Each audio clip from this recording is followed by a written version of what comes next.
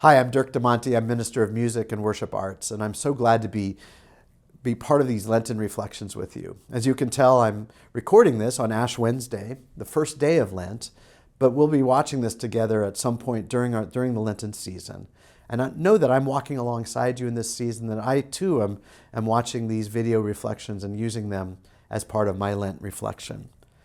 We're dealing with questions that Jesus asked, and the question that we're dealing with today comes from Luke chapter 6, verse 46.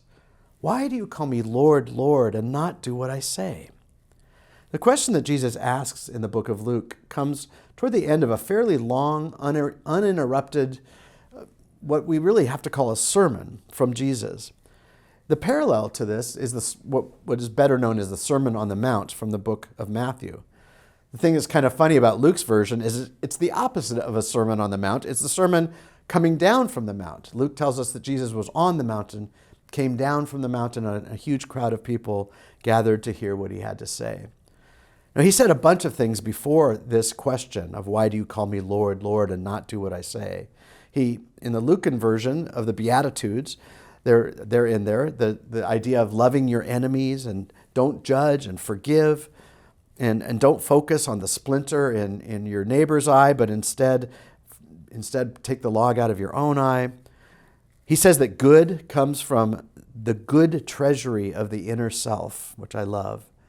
And then this, why do you call me Lord, Lord, and do not do what I say? As always, he illustrates this with a parable or an allegory. He says, when someone puts Jesus' words into practice, it's like building your house on the solid ground with a solid foundation, and the storms won't knock it down. People who don't put Jesus' words into practice are like people who build a house with no foundation. As soon as the storms and the floods come, the house will be smashed to pieces. Now, mostly, I really think this question of Jesus is self-evident. It's kind of obvious.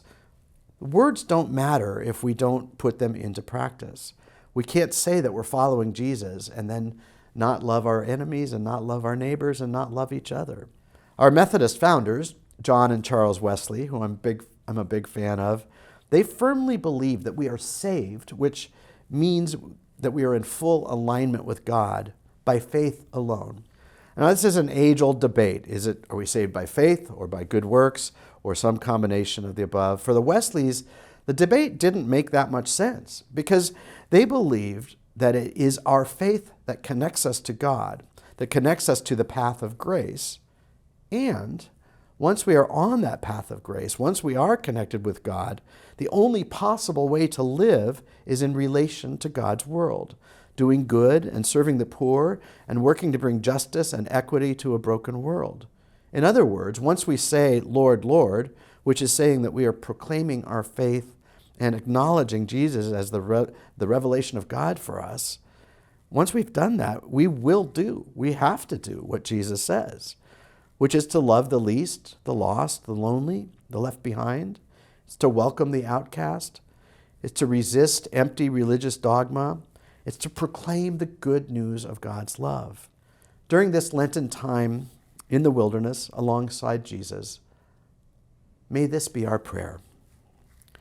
God, we are here because of our faith. Help us surrender the things that keep us from letting that faith guide our lives and inspire our actions. Help us love your world as you love it, with compassion and forgiveness and commitment. And help us see Jesus in everyone we meet, in every part of your creation. Amen. Thanks for being with me on this Lenten journey. It's my honor and my privilege.